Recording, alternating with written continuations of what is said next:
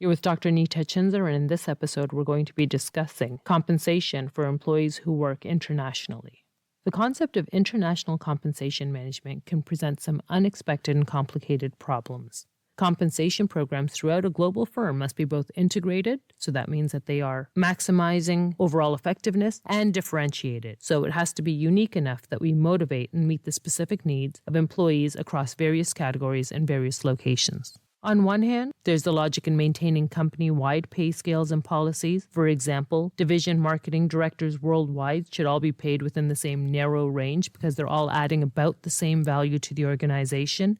This would reduce the risk of perceived inequities and dramatically simplifies the job of keeping track of various country-to-country wage rate differences. On the other hand, the practice of not adapting pay scales to local market can present an HR manager with more problems than it solves. Living in Tokyo is many times more expensive than perhaps living in Calgary, while living in Bangalore, India is considered much lower than living in Toronto. If these cost of living differences are not considered, it may be almost impossible to get managers to accept assignment in high-cost locations. One way to handle these problems is to pay similar base salary company-wide, then add on various allowances according to individual market conditions.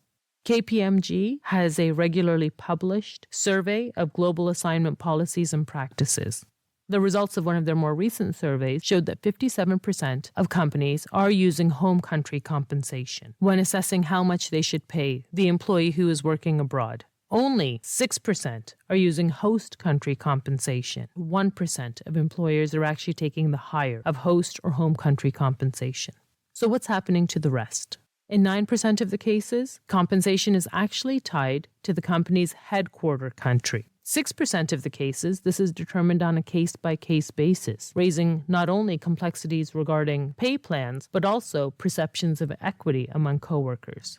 The remaining 21% fall as either not applicable, where there is no incentive compensation for international assignments, or as other. Compensation professionals face the challenge of designing programs that motivate local employees within each country as well as internationally mobile employees. Some multinational companies deal with this problem by conducting their own annual compensation surveys. Others use a global career progression framework that includes the flexibility to accommodate local practices while still maintaining organization-wide consistency.